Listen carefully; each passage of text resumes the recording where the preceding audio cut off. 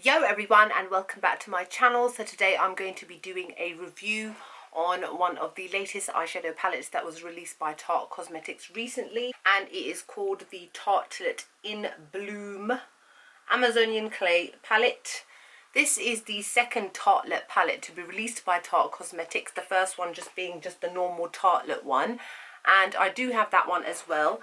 This one came out a couple of weeks ago now, I think in like November, and I got mine in the UK from QVC Beauty, which is where I also bought the original Tartlette palette from, because the thing is, Tarte Cosmetics is very difficult to get hold of in the UK. There's not a lot of retailers that sell it. QVC Beauty happens to be one of the few, and also, if you do want to have stuff shipped over, the best thing to do is to use Sephora, because Sephora in the US do ship to the UK, and that is how previously I have bought a couple of things from Tarte Cosmetics, is just by going through Sephora direct. But then obviously you have to pay a massive amount for shipping, which is like a curse to us makeup addicts. I hate shipping. I hate customs fees. Let's move on. So this is what the palette itself looks like. It's exactly the same as the box. The box is just your standard cheapo box, nothing special. And this one, because it's called In Bloom, they've tried to do like flower designs on it. It's really cute actually. I really like the cover of this. Tarte, to me, always go all out when it comes to packaging. They're not as out there as Too Faced and Benefit, but they are contenders in that kind of same sort of area. It is so vibrant and cute and gorgeous. How can you not love it? That's how thick it is. Now this is the previous Tartlette palette. It's exactly the same size and has exactly the same amount of eyeshadows in it as well. And with QVC Beauty, because they always do deals and introductory offers and that sort of thing, with this one it came with a brush which is called the Rule Bender. And it comes as part of the introductory deal. You get an eyeshadow palette and you get the brush with it for like £31, which is obviously a very good deal. And this is what the brush looks like. Now, I find this is a bit fluffy because I was trying to use it. I find this too fluffy. For me, it's too big to fit into my eye socket. So for me, it'll be like an overall, all over kind of thing to use. And same with the flat end. You can see there's product on it. Because again, I was just trying to use it now. I was actually using it to apply the lid shade, and again, this brush is just too big for my lid. It ended up going into the crease, which is really annoying. And plus, because it's like bent at a very strange angle, I kept dropping it. So anyway, that's neither here nor there. It just comes with it. Either you get it with it or you don't get it at all. That's just how it is. So in comparison to the last Tartlette palette, I don't think I ever did a review on it because I got it quite late in the day. I got it a good couple of months after it'd been out and I didn't really see the point of doing it. This palette here is very warm toned, mostly warm toned with lots of plums and pinks and a couple of browns in there as well. So that is what the first Tartlette one is like. Now this one is a little bit different. This one has definitely got a lot more browns and caramels and that sort of thing in it. So whereas the other one was more kind of purpley, pinky sort of thing, this In the Bloom, I don't know how the name actually correlates with the shades, especially because the packaging has got pink and purple, and then you open it and you're like, okay, so there's no purple, there's no pink. I don't understand. And I really personally don't understand how In the Bloom. I know In Bloom is because it's, you know, part of their spring collection. Spring, soon all the spring stuff will be coming out. But I don't really see how that has anything to do with that. Whereas this one was purple and there were lots of purple shades. So, again, strange. I don't know. Anyway, let me show you a close-up. So as you can see in this palette, this time round, they've whacked in a couple of shimmery shades, which is great. Whereas the previous palette was all completely matte. Now, from using this palette so far, I have found pretty much all shades. I haven't obviously used all of them yet, but I've used most of them, and I'm using it all over my eye today. I find that the quality of these shadows are actually a lot better than the last one, but that's not to say that the last one was rubbish. Now, some of the shades, the matte shade, obviously they're all matte in that palette, some of the shades in that palette were quite a little bit chalky and difficult to blend, whereas I find these ones, the matte shades, a lot more silky.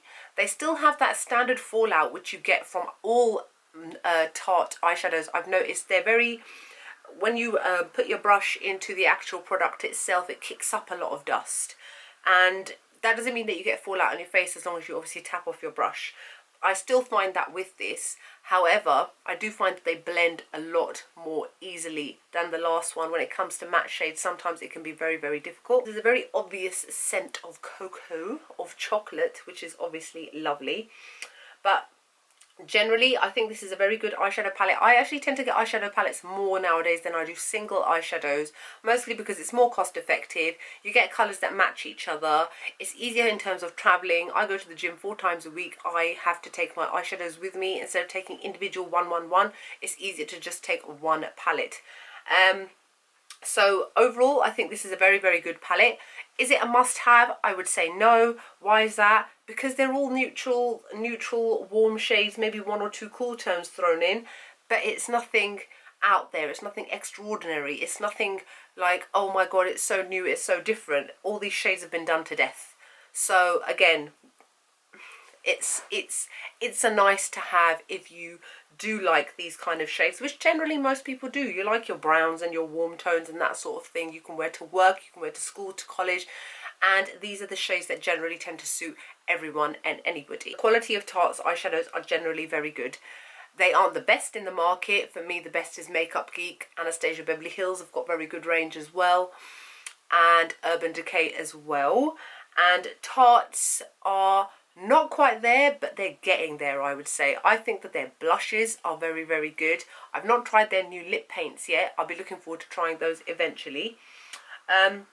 But yeah, so this is definitely for somebody who loves their everyday warm toned sort of looks. This isn't for somebody who wants their full on out there kind of makeup, but it is nice that they've chucked in a couple of shimmery shades as well to kind of mix it up a little bit. What I like about this is that the way that they arrange these as well, you can use this layer, this row together, this row together, and this row together, so you can have a crease shade, a highlight shade, a lid shade, and a definition shade as well.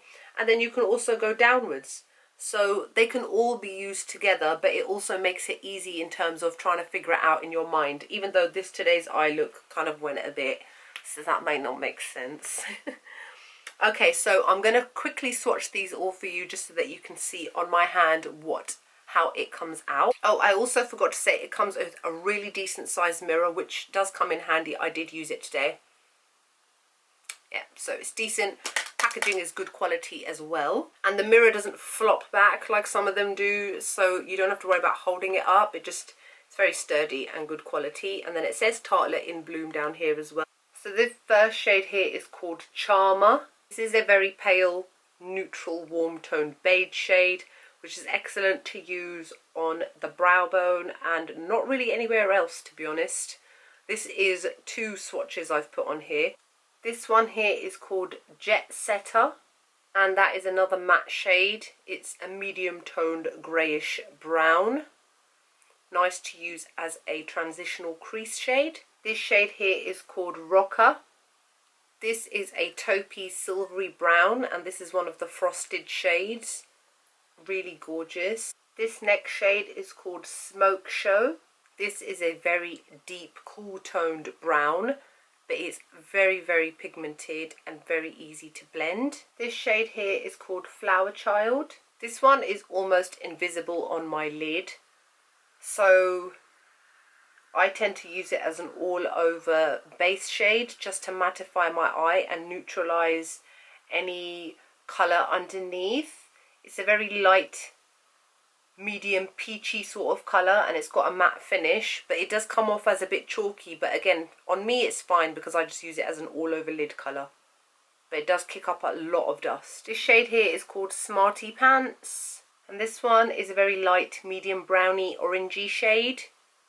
It did take quite a bit of building up in my crease colour, but eventually I got there with the colour. But this is one of the more sheerer ones, which may give you a little bit of problems. This shade here is called Firecracker. This one is probably my favourite shade out of the whole palette. It's what I'm wearing on my lid today.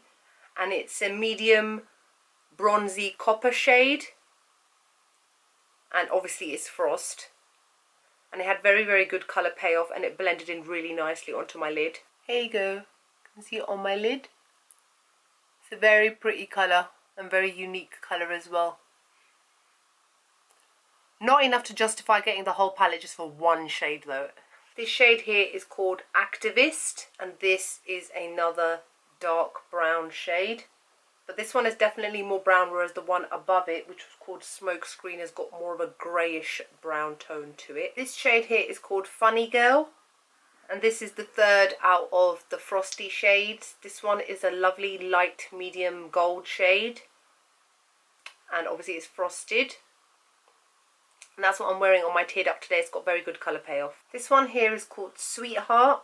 This one looks like a really pale peachy pink, and it comes out kind of sheer, so I don't think it's going to work well as a transitional shade, but it'll be worth trying. But it looks like it's one that I'm just going to end up having to pile on my lid. This one here is called Rebel, and this one is a gorgeous orange toned brown shade, which I used in my crease today, and it's absolutely excellent. Very good colour payoff and blends out really nicely. Last but not least is the shade Leader, and this is a very dark red toned brown. I'm wearing this again also in my outer V today, and I don't know if you can tell on camera, but it is quite patchy in application. This one I found it very difficult to blend, so it took a bit of time and perseverance, but it's not one of the better shades in terms of quality, even though the colour is really nice. So that's it. That's my review with swatches of the Tartlette in Bloom eyeshadow palette by Tarte Cosmetics. I think I'd give this about a 7 out of 10. I don't think it's excellent. I think it's okay. There are some hits in there. There are some misses in there. Luckily, there are more hits than there are misses, so if you did get your hands on it, you wouldn't be 100% disappointed. It is a nice eyeshadow palette, don't get me wrong, but it isn't something that I would think that everybody really needs to have. Anyways, I hope that you enjoyed my review on this eyeshadow palette. If you've got any more comments, any questions, feel free to let me know below. So yeah, I hope you enjoyed the video, and I'll see you all in the next one. Bye.